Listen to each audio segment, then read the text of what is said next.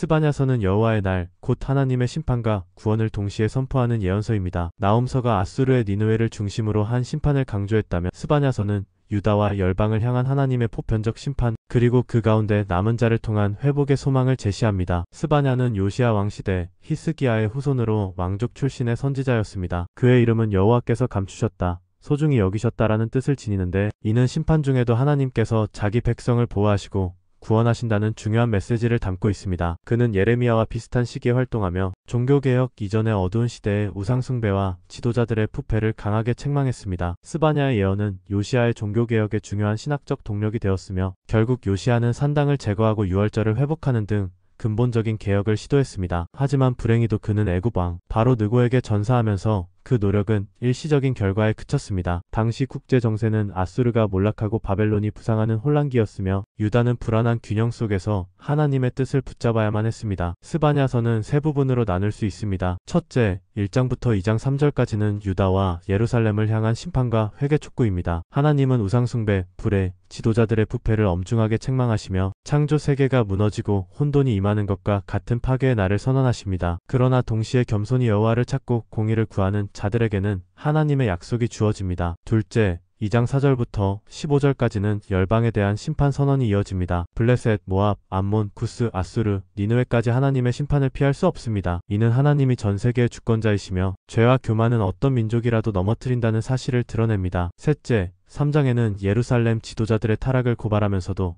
하나님의 구원과 회복, 약속이 절정에 이릅니다. 남은 자, 곧 하나님을 경외하며 겸손히 행하는 자들을 하나님은 지키시고 그들과 함께 거하실 것을 약속하십니다. 스바냐의 메시지에서 중요한 신학적 주제는 바로 남은 자입니다. 하나님은 모든 것을 쓸어버리시는 심판 속에서도 신실하게 믿음을 지키는 자들을 남겨두십니다. 이들은 단순한 생존자가 아니라 새로운 공동체의 중심이며 하나님의 나라를 이어받을 존재입니다. 심판은 멸망으로 끝나지 않고 정결케 하고 새롭게 하려는 하나님의 뜻입니다. 3장의 마지막 장면은 인상적입니다. 하나님께서 남은 자들과 기뻐하시며 그들 가운데 계시고 그들 때문에 즐거워하시며 노래까지 하신다는 것입니다. 이는 하나님의 사랑과 공의가 동시에 드러나는 장면으로 심판조차 회복을 위한 하나님의 열심이라는 사실을 보여줍니다. 오늘 우리에게 스바냐서는 두 가지 도전을 줍니다. 첫째, 죄악을 경계하고 우상 숭배를 버리지 않는다면 하나님의 심판이 피할 수 없음을 알려줍니다. 둘째, 심판 속에서도 희망을 잃지 말라는 권면입니다. 하나님은 남은 자를 지키시고